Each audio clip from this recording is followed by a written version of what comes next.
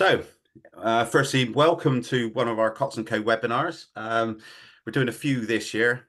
We felt it was time to open the doors and talk about a few things that are very important to us as a business, you as employers, and your employees. So we had one a few weeks ago, which focused solely on P45s. And it was amazing that we could talk for an hour on P45s and still run out of time and could have gone on for longer. So I've tried to modify this presentation so that it doesn't ramble so much and focuses on the key content. So this is the second one. We've got a few upcoming, some very interesting ones, and I'll preview those at the end, so we won't linger here. So onboarding employees with confidence. This is all about really when employees join you at the end of a rigorous recruitment process, we want to make sure that they're onboarded with ease. All the information we need, you need, is captured in a way it can be used effectively, and it ensures that employees are paid in the main correctly. There are certain factors that will mean that it will never be spot on because there are a series of guidelines that need to be applied, and they won't. It's very much an approximation when someone first joins you, but there are a number of steps we can take that can help us all to make sure that within our powers, things are running smoothly from the outset. So that's what we're focusing on. We're going to look at the onboarding process, how it works, the key features of it, and our role within it.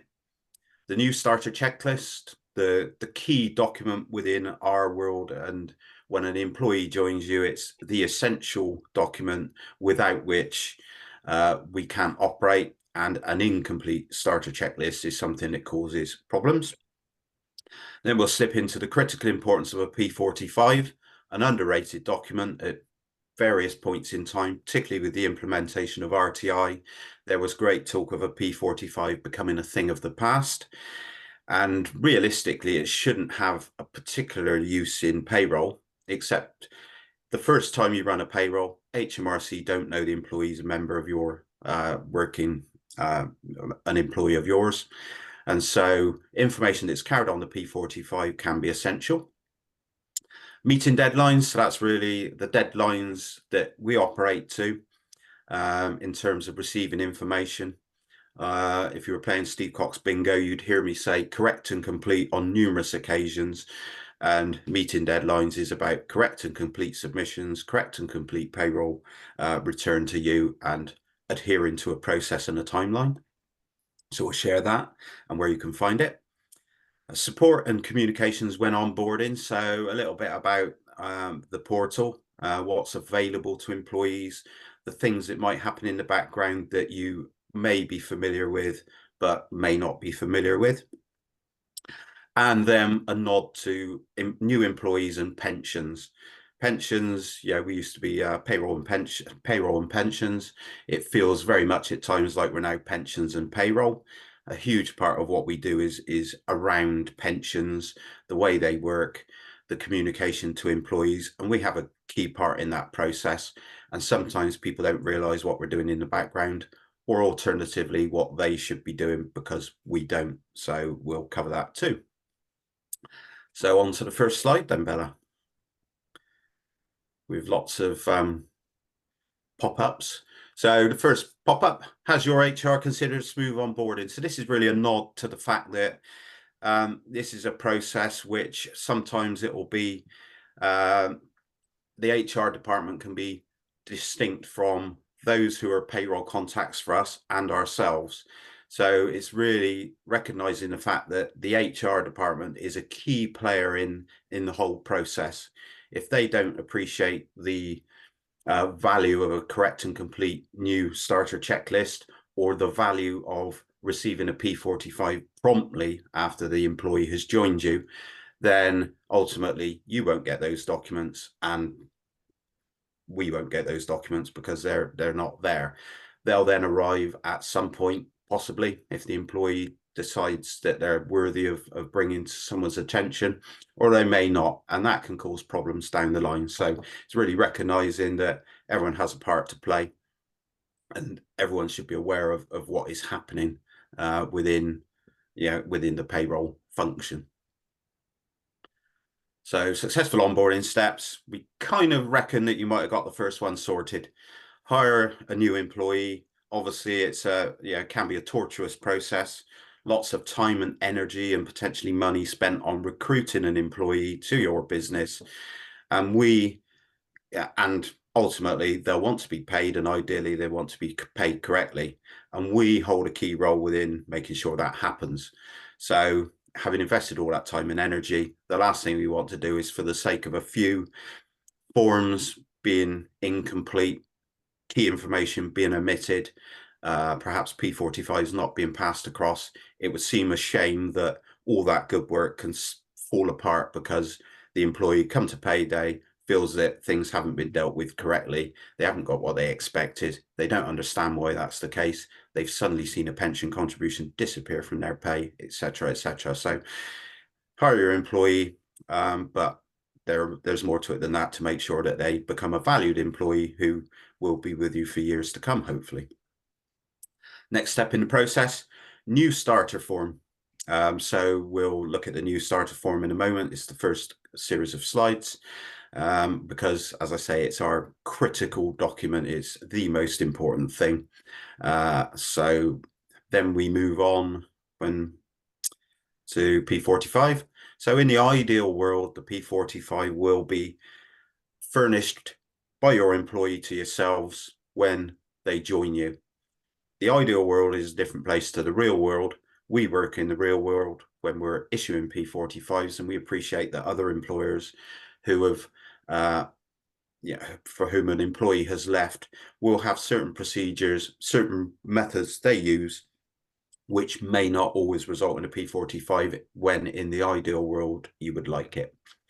There are certain requirements in law, but they are quite vague. And there's also a requirement to make sure the employee gets everything they're owed before they leave, and ideally taxed correctly. So there's always a bit of a trade-off between issuing quickly and issuing slowly, and we're trying to find the middle ground.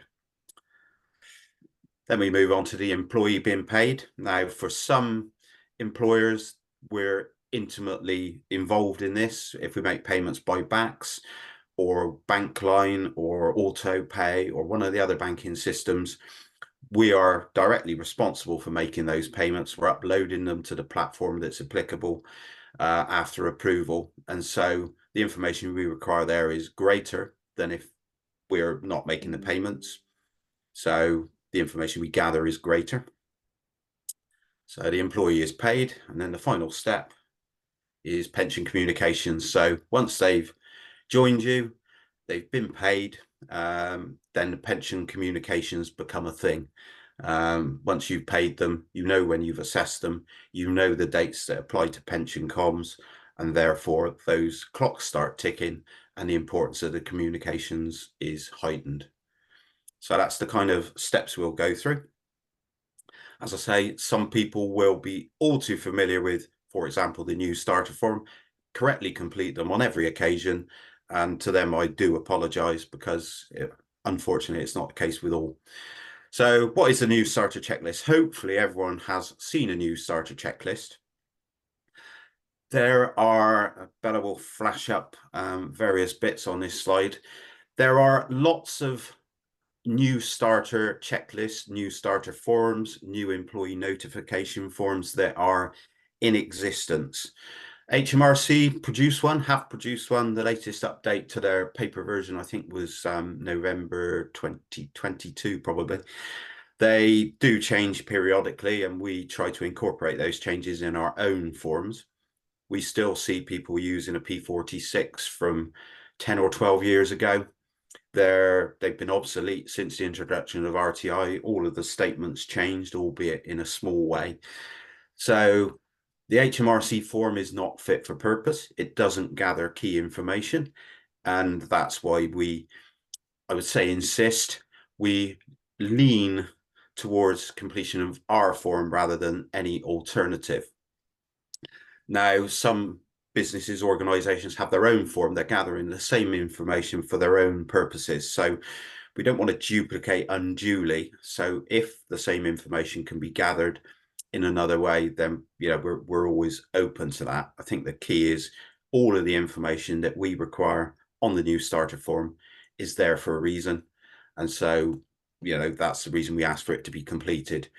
Student loan sections on lots of iterations are nowhere near as complicated as it is now. We'll soon see Plan 5 student loans, so it's going to get more complicated. But the key information is gathered via the new starter checklist. It's sent to you primarily in Excel. Hopefully, most people these days use Excel, can complete in Excel and return to us in Excel.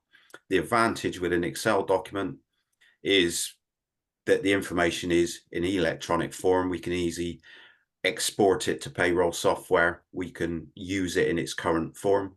Once we get handwritten documents, it's amazing how 7s turn to 1s, 1s turn to 4s, and suddenly an employee can't do what they need to do because they can't log onto a portal. There are lots of other reasons why that things need to be right. So it gathers all those key pieces of information. We'll look more closely at the student loans and employee statement sections in a moment. But the key information, date of birth, everyone has one. We would expect most people know it, although you'd be amazed how many people incorrectly complete it. So date of birth is key. It is information that is required to administer auto-enrollment effectively. Date of birth is a key player in that. National insurance, you have different NI rates for people of different ages. So again, it's key that that information is A, complete, and B, correct. Tax, so we'll look at the employee statement, the employee statement and the importance of that as a separate slide in a moment. NI number, wherever it is available, should be completed. It is one field on the form that potentially may not be completed. Not everyone has one the day they join you. If people have come from overseas, they will have applied for one potentially, but they may not have it at that point in time. We can run a payroll without an NI number, so it's one of the few pieces of information that we can run a payroll without.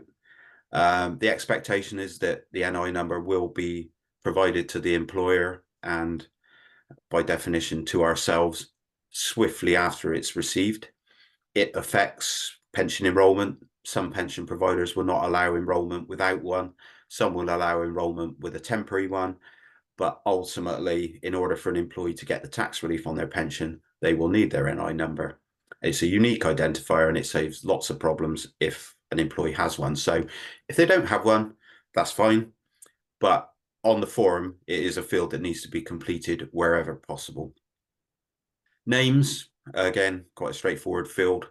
But it's important that all names are listed, not just Fred or whatever the surname is. Some people have multiple surnames.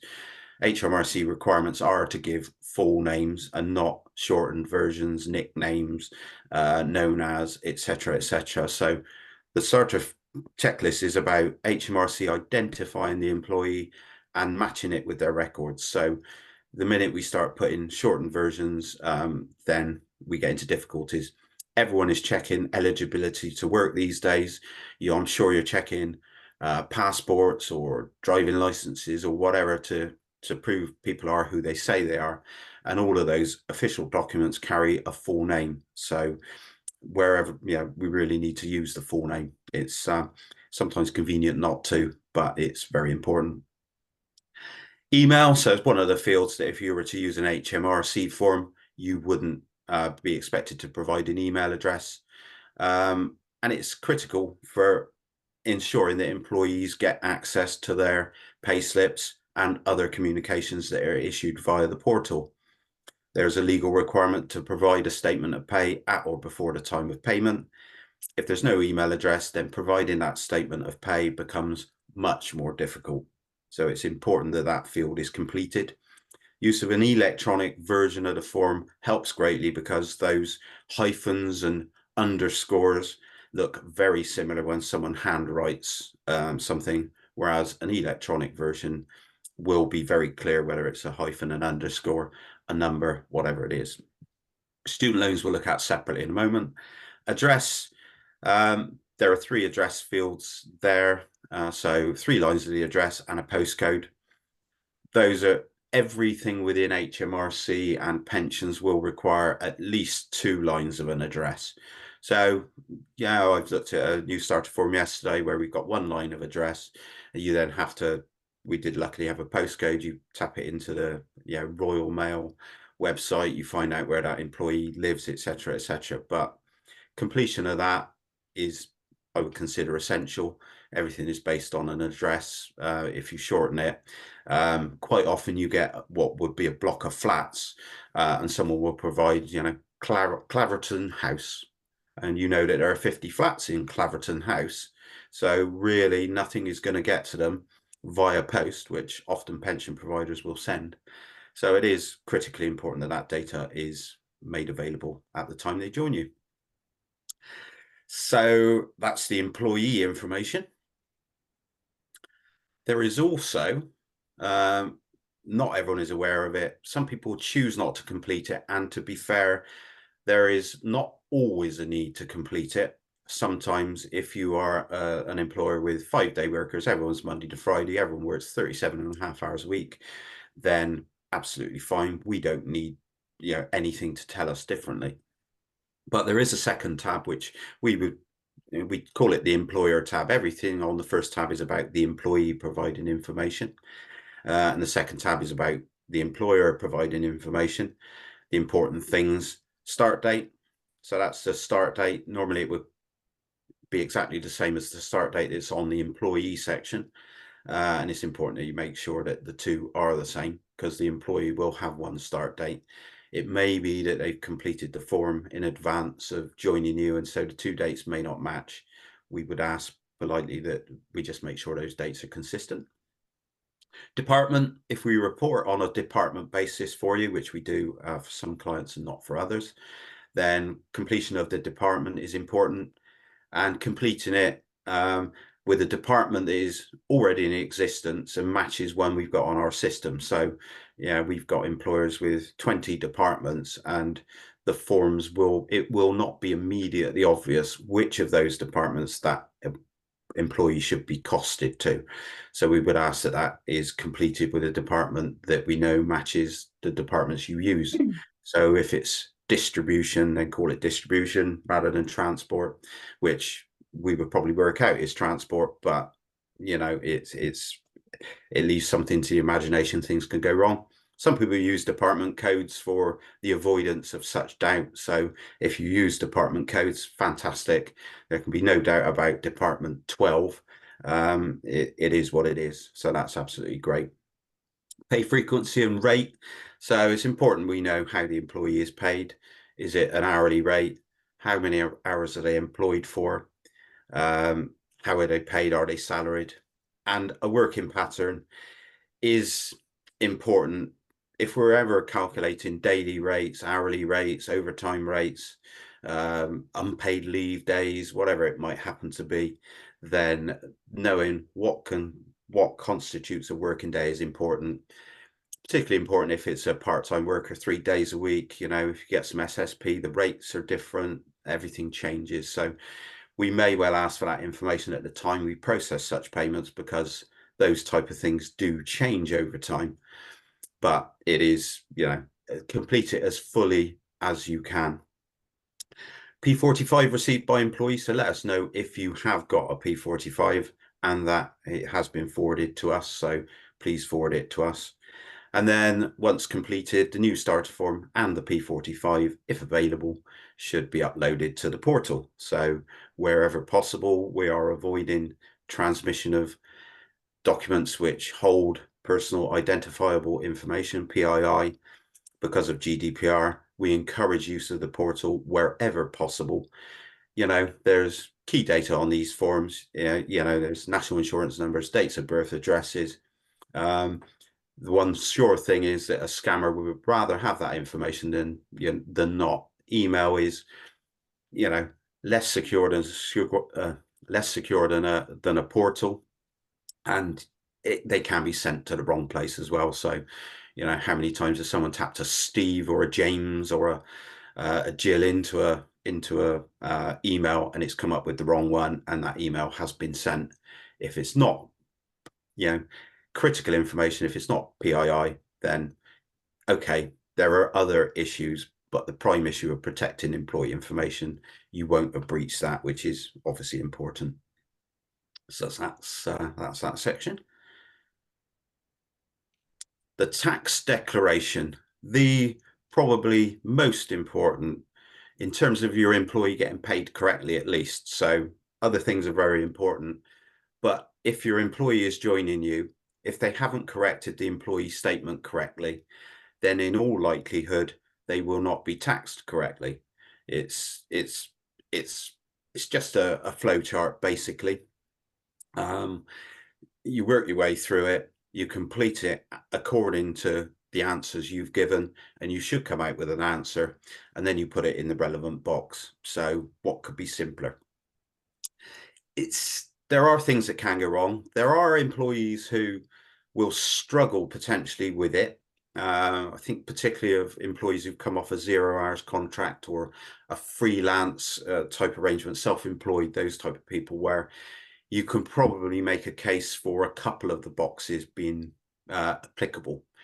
They will affect the tax you pay when you pay it. So you need to do, sorry, your employee, because this is your employee's responsibility to make sure that they are declaring their status correctly. So it is a simple flow chart. You work your way through it. Box 12, it's a yes, no. If yes, you put an X in C. And importantly, at that point, you stop. So it doesn't say it on a form. It doesn't say it on ours. It doesn't say it on the HMRC one. And if you say it after every step, then your form gets full up with stop here, go to declaration. But once you have completed it, so if it's a yes, box C, stop. If it's a no, go to question 13. If it's a yes, then again, box C, stop. If it's a no, go to question 14. Then answer that question and it'll be an A or a B. Depending on your answer, you complete A or B. This is typically where it really does go wrong. We have people who work through the form seemingly methodically. I've seen a couple this morning. I had 9 new starters for one business, and out of those, 4 were incorrectly completed. Great thing was they were on our forms, which is a step forward, but they do you have another job? No. Go to question 13. They'd done that. They put a tick in no, gone to question 13. Then they'd gone to that. They'd tick no again, gone to question 14, decided that yes was the answer, put an X in statement B. Instead of putting an X in statement B, they put one in D. Now, we've got no idea what was going through their head at that point in time, and whether they had answered incorrectly one of those statements and they changed their mind, or whether they'd filled in the wrong box. And sometimes people, because they are filling in these forms before they've joined the business, they have to put themselves in the position of, when I join the business, where am I going to be? So they may be completing the form when they're in another business. They have got another job. They need to answer it in a way that is applicable to their first day of employment. So they have to put themselves, otherwise they can get a little confused potentially. But it is important that everything on those statements is consistent with the box that they've, or the letter they've ultimately declared. If it is, then all is well. If it isn't, then someone will have to make a decision about that in terms of, what am I going to do with this person? These answers and the statement they declare as their tax status, so that's them declaring that that's what they are at that point in time, that we as the employer's agent, we're going to make a decision that is in the best interest of the employer. So if there's any doubt, we are going to go with the option that results in them paying the most tax.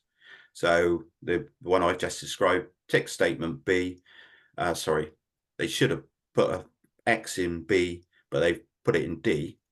Then we're going to apply a tax code applicable to statement D, which is a 0T week 1 month 1 tax code, which is basically worst case scenario. So for the employer, it protects them from undertaxing an employee, which can cause a problem. For the employee, they're going to potentially pay too much tax. If they have faith in the tax system and that it will work effectively, they'll know or hope they'll get that tax back eventually. But we're talking about HMRC here. Their systems aren't fit for purpose. And so if you put yourself in the hands of HMRC, then you're asking for trouble. So the employee, it's in their interest to get it right. So the takeaway from this really is, once you've answered a yes, stop. You must tick one statement box only. So it's there at the bottom, critically important. Don't try and answer every question if they don't apply. So now we're on to the next slide, which, if I'm right, is student loans. Student loan declaration. Again, an important for less people, because you may be in a business or industry where employing students is less likely and you don't see that many join you. But there are some businesses where, a huge percentage are joining with a student loan in their back pocket, which needs to be repaid. Old forms don't go into the type of student loan. It's yes, no's, and have you got a student loan? The default position is always an employee will pay back a student loan plan one. Plan one is the worst. It's at the highest rate of interest and it's at the lowest threshold. So effectively, under a plan one loan, you'll pay back more. So it's important that a student takes the trouble to identify what type of loan they've got if they don't want to overpay their student loan. And it's also important that if an employee doesn't have a student loan, that they tick the no, go straight to the declaration. So again, once you've got a no, you do not move on. You don't need to consider any other parts of that section. So it's very important. One of the reasons, even if someone has a P45, we would ask that the new starter form is completed. One of the reasons is that if you produce a P40 or your employee produces a P45, there is no specification on a P45 what type of loan the employee has. It's a simple yes or no, they have a loan, which means that if it's indicated on a P45 they have a loan, it will be deducted on a plan one basis, i.e. worst case scenario for the employee. So if they complete the form at the same time, then it's a plan two. You can apply a plan two loan and they're in a better position. So, because once they've had a deduction under a plan one, HMRC in theory, and I use in theory quite a lot because HMRC should do things and often don't, always a good 80-20 rule to apply. They get things right 80% of the time. They do things they should do 80% of the time. The rest of it is in the hands of who knows who. One assumes it's fujitsu in the background with a system that has been disproven and is yet to rear its ugly head in terms of HMRC, but you need to do everything you can to make sure it works well. So that's that. If you're unsure of your student loan plan, then it's all based around the course, when you started the course, and there is on the new starter form a little tick list that basically guides you in the right direction. As I say, plan fives will come on at some point. I think it's for courses that started in August 2023. So there won't be any loan repayments under those yet, but at some point it will be added. Can't remember when, but it's on its way. And who knows where it will stop. Plan four is Scottish loans. Who knows?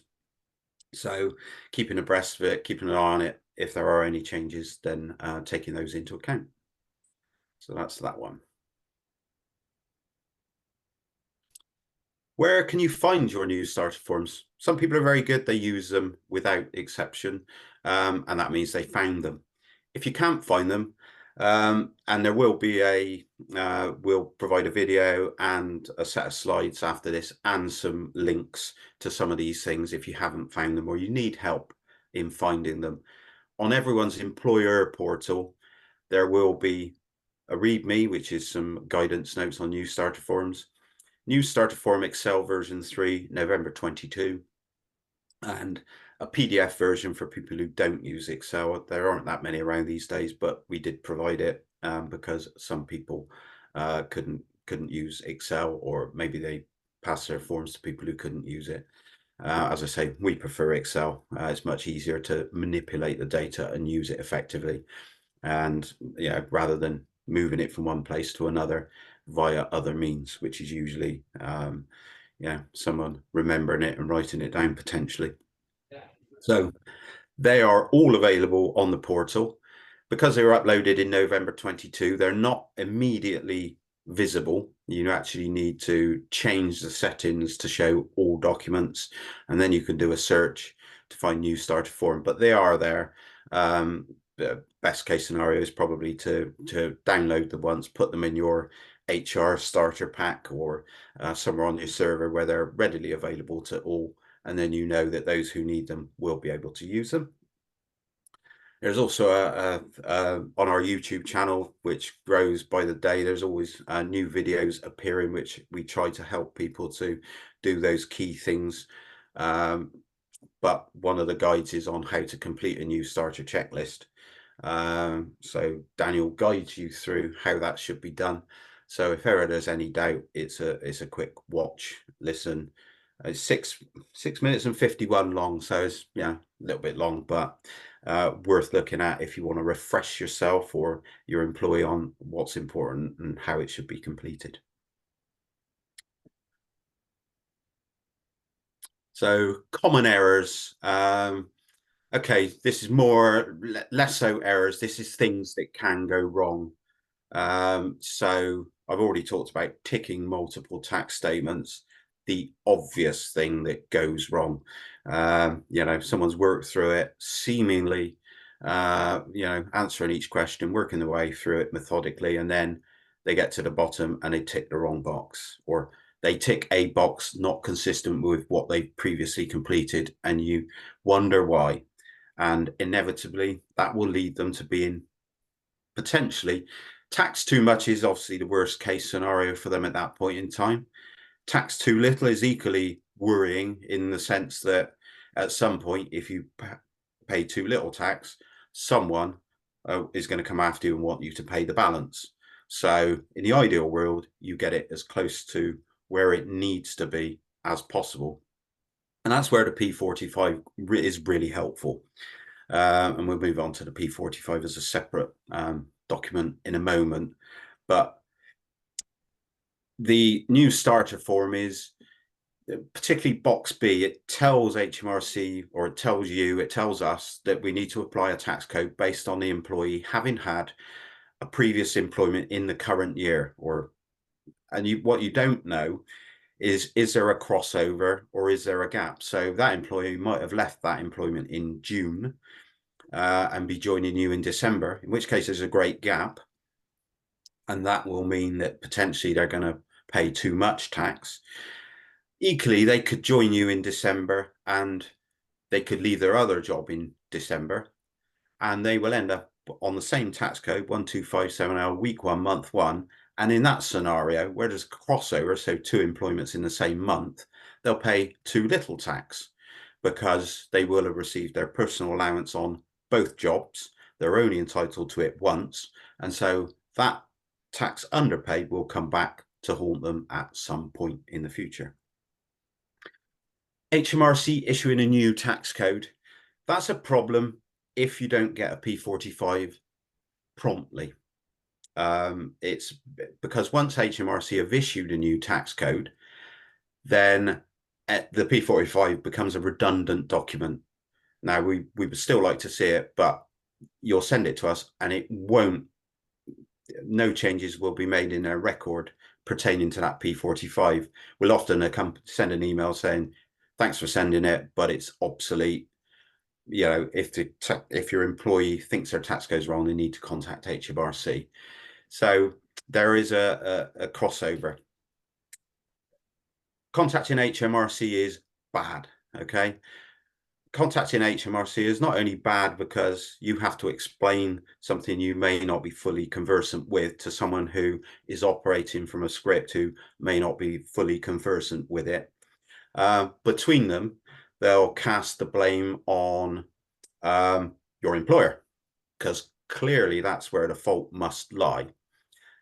Now, you and we on your behalf will not have done anything other than apply HMRC guidance according to the information they've provided. So HMRC may try and cast aspersions and suggest that their employer needs to do this, that, or the other. Totally untrue. It will not be that at all.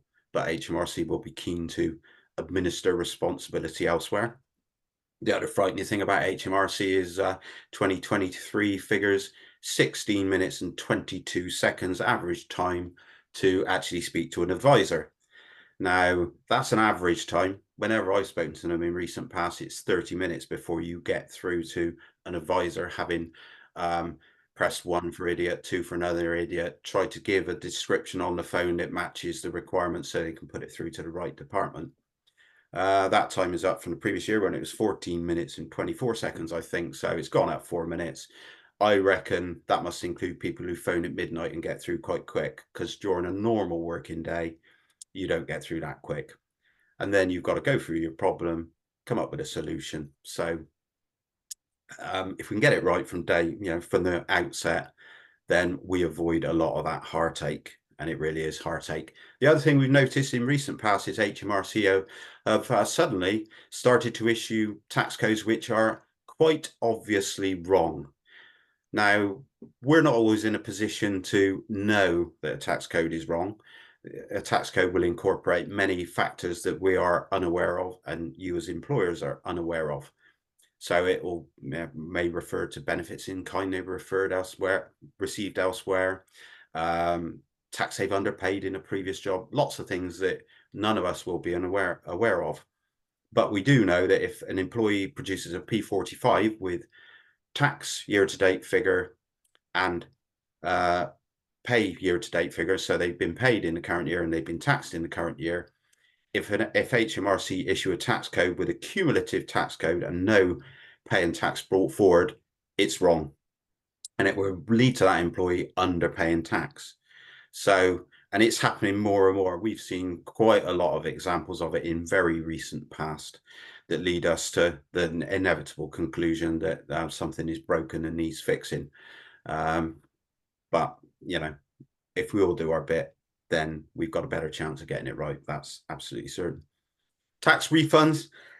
The only thing to say on tax refunds is there's a bigger picture thing here, which is when someone does give you a P45, perhaps review it and make sure it makes sense.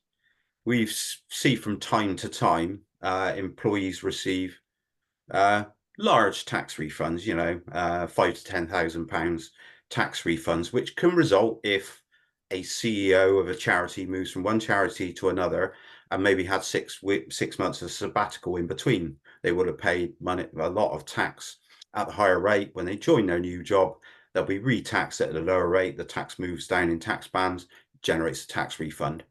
So in that scenario, fully expected, not unusual. You wouldn't query it. But I think as employers, we always look at it with a suspicious pair of eyes, but we don't know the backstory. And HMRC no longer provide any fixed system by which you can check that something is legitimate. I, with my payroll knowledge, could easily generate a P45, which is going to generate a nice fat refund. Not a problem. And I'm sure there are other people out there who could do it too. So protecting yourselves against that type of fraud, which is unusual, but it is a risk.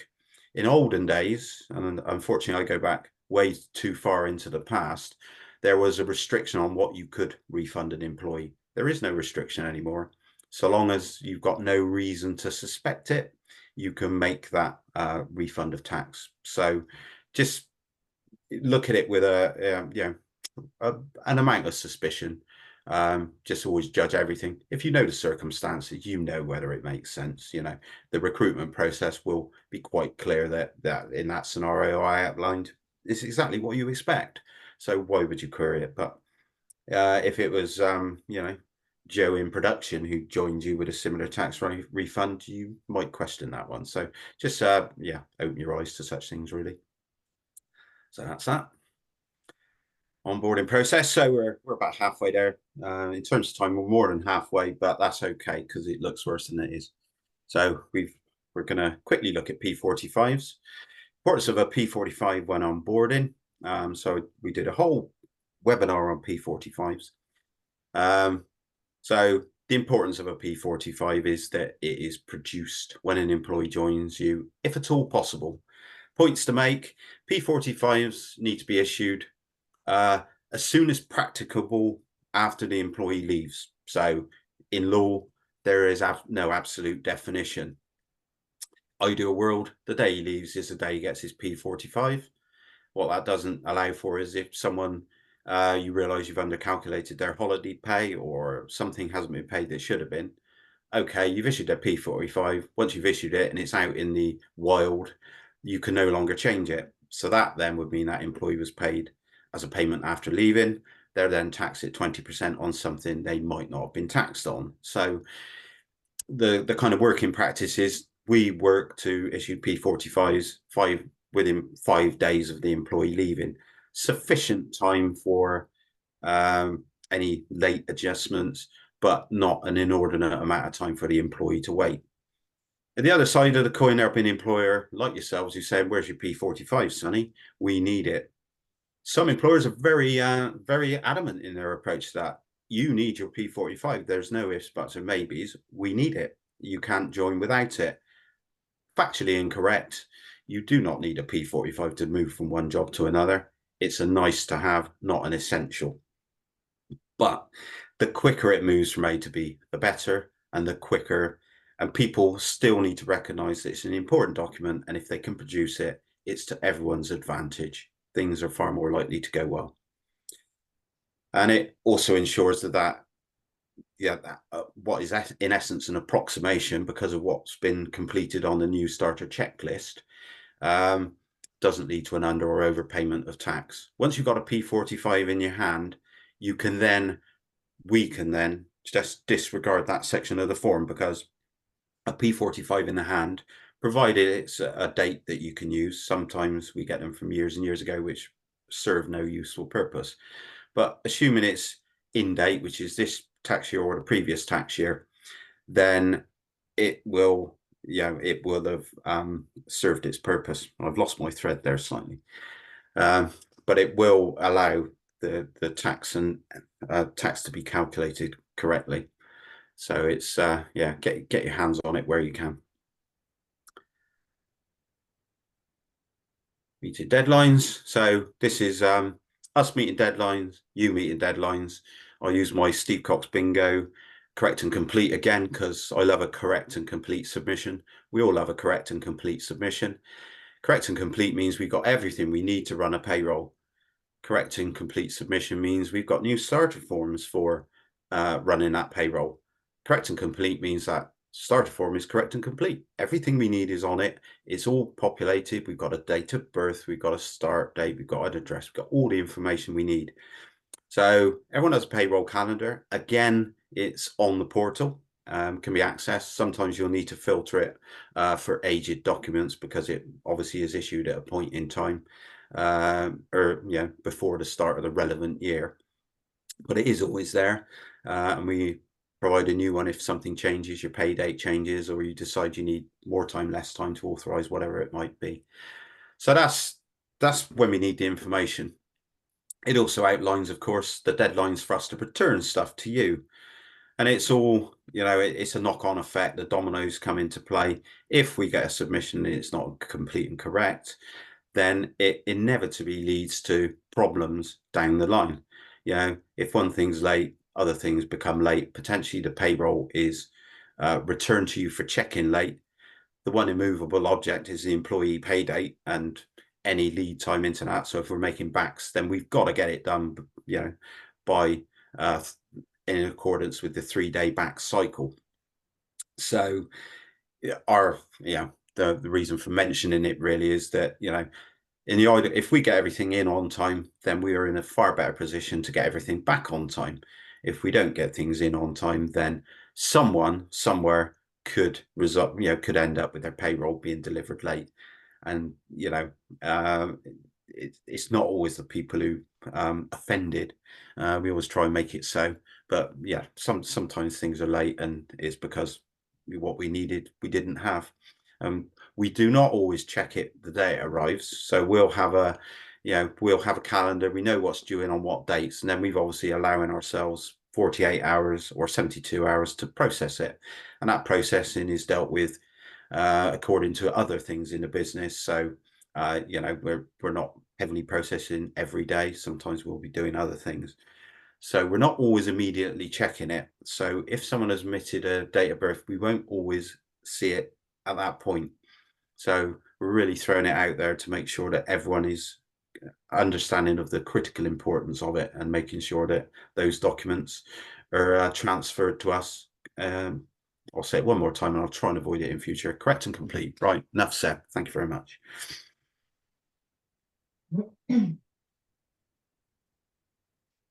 Employees pay, our responsibilities. We've got lots of responsibilities, obviously. So we've highlighted a few really. These are quite clearly our responsibilities, or we would expect them to be our responsibilities. Some clients do it for us. Prorating of calculations, at some point you will have provided, or we will have established through some means, the methodology that you apply to prorated calculations. There are myriad ways in which you can apply them. All of them come out with fair and unfair answers. Fair and unfair is in the eye of the beholder. What they are always fair and consistent. If you prorate on calendar days, you come up with a different answer to prorating on working days, or days available for work, or any of the myriad variations. I think there's about 16 different ways you can do it. We do it in a set way for each client, so it's recorded, and we do that. Paying employees. So on the new starter form, there is information to record the information we need for paying employees, should that be something we do for you. So we make lots of BACS payments through the BACS system, which necessitates us knowing sort codes and account numbers. Account numbers are always 8 digits long, sort codes are always 6 digits long. People love to give you their credit card number. They may pick random digits from it, or they may give you all 16. Not right. The form shouldn't allow completion with more than 8 digits. We have some experts, clients out there who can break our forms regardless of what protections we put in place. So recognize it's 8 digits and 6 digits. We'll all be in a better place. But if we don't pay employees by BACS, we don't need that information. We'll disregard it and it will be stored securely. So in a data protection sense, we're not going to do anything with it. It's not going to hit the outside world. But if we don't pay employees by BACS, then you're perfectly entitled not to complete that section. It's not essential for payroll processing, and therefore we don't need it. So that's those two things. We've got some shared responsibilities in legislation and compliance terms. These are areas that we're responsible, probably jointly responsible with other parties. So national minimum wage compliance, we do our best to monitor and ensure that people hit those minimum wage, which of course will change in April. Employers should do the same. Sometimes, employers will be aware of things that we're not aware of, although we do everything we can to be aware of them. A salary looks great if it's based on one number of hours per week, but it may not be compliant if it's based on a different number of hours per week, for example. So we consider ourselves partners in ensuring compliance with those. Complying with company contractual agreements, obviously we do the calculations. We'll from time to time come back and say, what does your contract say on this particular subject? Holiday pay particularly. Lots of contracts around out there that are not written in a way that is consistent with today's working arrangements. They refer to bank holidays as separate days, whereas in reality they're just another day. So we quite often will ask you for those sort of things. Maternity and sickness. Maternity statutory is fine, but obviously any occupational element will be around the way you calculate it, what's involved. People refer to things normal pay, or there's another one that's often referred to, means nothing without some context. Payroll and benefits. I'll flag it out. We've got another webinar on this, which in May. Obviously, people who have benefits There's a mandatory payroll and benefits from April 2026, some way off, but we're already thinking about it and planning for it because it's a huge change, almost as significant as pension changes. Probably not quite, because it doesn't affect everyone, whereas pension changes did. But it's hugely significant in terms of the way we work with employers to establish those benefits at points in time, when people leave, when people join, when does the benefit become available to them, when does it actually end. So there's lots of things around that that's an upcoming webinar, but I'm just flagging it up now for the future. Hopefully we're going to spin through pensions now with 8 minutes left of my time slot. I'm speeding up now. Woo. So pensions, employee assessment and communications. We are to some extent involved in everyone's process around pensions, assessment and communications. We're not always start to finish. Some employers do it in association with IFAs perhaps, and others use middleware solutions. So Royal London is one where there's a middleware solution that does the issuing of communications, and we're not intimately involved in those comms.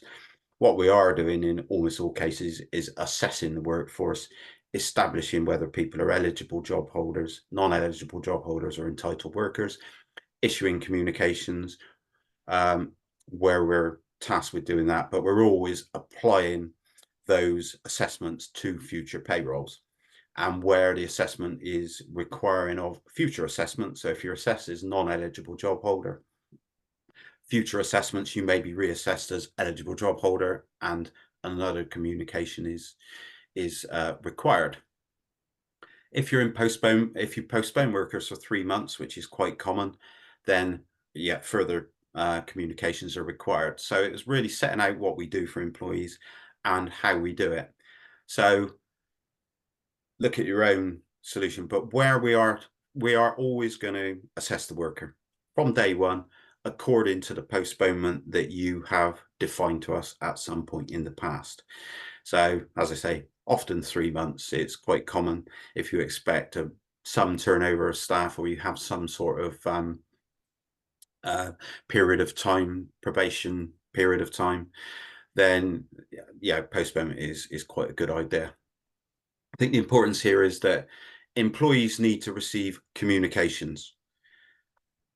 Your pension provider may be doing it or may not be doing it. So even if you have a solution where you think the communications are being issued, lots of pension providers issue communications, but they don't meet the requirements in terms of issuing communications. They don't meet the full requirements, because there's a requirement, even if you're postponing workers, to issue a letter to that worker at that point in time to tell them they've been postponed, because they've got an opportunity to join that scheme. They can opt in if they wish. If that communication doesn't hit them, they won't opt in, and potentially some point down the line they may say, why wasn't I given the opportunity, Lord Sugar? So it's critically important information, regardless of, so where we're involved in this process. So Nest, People's Pension, those type of schemes, Aviva, we're issuing communications, Scottish Widows, but we're doing it in dovetailing with the existing provisions. So we don't just do it, but where Nest have no facility for middleware solutions, they need to be generated, and we generate them. And they need to be generated to a timeline. The timeline is 42 days from the point at which they were enrolled. So the communication has to reach them within that timeline. So obviously our processes are geared around that. And then that needs to dovetail neatly with the pension provider. So there are some key things going on here that some people are blissfully unaware of, including the employee. I think why I'm mentioning it here is it's at the end of the process. Your employee's now joined you. He's hopefully been paid. We know who he is. We know all his details. We know everything about him. We're now communicating with the employee via the portal with communications that are of relevance and importance to him. Some employers will cover this off, will educate their employees, will talk to them at the appropriate time. some won't. We upload a communication, we send an email to the employee telling them a document is on their portal. What it doesn't do is, we can only lead a horse to water. What it doesn't do is thrust them into the portal and say, look at it, understand it, act upon it. That responsibility lies with the employee. A lot of the responsibility in pension is about the employee making the financial choices for themselves. You know, they cannot be influenced, they cannot be swayed by the employer or anyone else to say it's a good idea or a bad idea. All we can do is give the information. There's information prescribed by legislation, the letter, the communication, the notice, as it's referred to in the pension regulator spiel. And then there's the education around it. So when we send that information out, or within the communication, we provide links to helpful advice on pensions, the broader picture. Why would pensions be important? Why should I be in a pension? We provide the information. We're not influencing them. We're not doing anything untoward. We're making it available, letting them know it's there. And all we're really asking is that you, as employers, signpost it to the employee and say, you know, you may include it in your induction. Some people do. Some people include pensions within their contract of employment in some guise. Got to be a bit careful about how it's dealt with and how refined it is, and how much detail is in there, because you can end up falling flat on your face. But in essence, lots of tools are there available. The key communications are there. And can be accessed, and workers should be encouraged to access those so that they can make that, make those savings for the future, join the pension if it's right for them, and be kept in the loop effectively. So that's pensions, which I reckon is pretty near the end, which is good news for all concerned. So support and comms. So again, as I say, we'll send the slides out with some links. We've got loads of stuff on YouTube, growing massive stuff. Always amazes me how much gets added. Key stuff, really. YouTube, we've got lots of videos on there. How to access things on the portal, how to check things on the portal, some broader stuff around pensions and other information. A lot of it is supported in multiple languages, because we've got some employers who employ workers for whom English is not their first language. So we do make those available where we can. I mean, it's quite a task doing that, but we do it for some. We'd love to do it for all, but at this point we don't. So that's that. And then we'll open the mic in a minute for any questions. I've taken up an hour of your time, so you may feel it's for another time, but that's up to you. Series of webinars coming up, which depending on what you thought of today, you may or may not give a wide berth to. You may decide they're really worthwhile. Seamless lever processing with zero financial impact. Workplace pension clinic for employers. Please come to that one. It is the most, we're passionate about signposting pensions, heightening the importance of pensions, aiding understanding of pensions. People don't understand pensions, and I include within that payroll providers. I mean, I spoke to a potential client yesterday, and their pension was all over the place because their existing provider didn't have a clue, no idea. Basics: what's relief at source, net pay arrangement, salary sacrifice, what are benefits, what should it look like on a payslip, etc., etc. No clue, which is a bit frustrating, really. Top tips for smooth payroll processing. So that will just be, how we can help you, how you can help us, what to look out for, checking processes, that sort of stuff. PAYE discrepancies. So I've alluded to the fact HMRC aren't perfect, and some things take years to resolve. Their average timeline for resolution, according to my two most recent calls, is between 6 and 18 months, or 14 months on a good day. Those are direct quotes. So it can take time to resolve. So understanding what you're being told, what it means in practical terms, and not being scared when someone says you owe money, because 99 times out of 100, it's not the case. Benefits and pitfalls of pension salary sacrifice. Accurate reports and ledgers.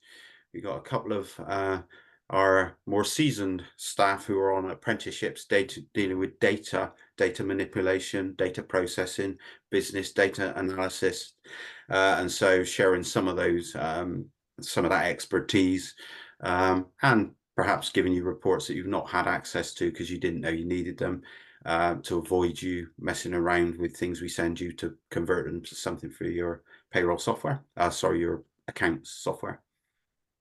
Tidying up your payroll and data in Excel. So we're forever manipulating Excel spreadsheets and tidying them up and doing clever things. So we want to share some of that, really. Workplace pension clinic for employees. So yeah, pensions. I can't say enough how we would enjoy your company on any pension clinics or similar. And payrolling of expenses and benefits, big thing upcoming. So by the time we've established where we're going with it, how exactly it's going to work, we're then going to share that with those that we know. Payroll benefits. We do a lot of P11Ds. But it's the tip of an iceberg. I think 7/8 of an iceberg lies beneath the surface. And in the same way, I think probably a similar percentage, 87%, I think, in an iceberg, lies beneath the surface. We don't see the P11D reporting for a huge number of clients. I've already started to sound some out who I, for one reason or another, no payroll, no deal with P11Ds, and will have no choice but to payroll their expenses and benefits come April 2026. So we're keen to move forward together. We've had lots of industry meetings around the subject. In a typical accountancy practice, they'll have a little desk in the corner they call payroll, and they'll have a tax department that does P11Ds. Well, at some point in the near future, they're going to have to share information, spread the burden, and raise the profile of payroll within their accountancy practices. So it's an ongoing subject for discussion within the payroll world, and it will soon become an equally important subject for employers. Not only identifying you've got benefits and expenses to report, but moving forward with payrolling of those benefits. So really, really exciting. But something that we're going to face head on and embrace and do great things with. So yeah, exciting stuff.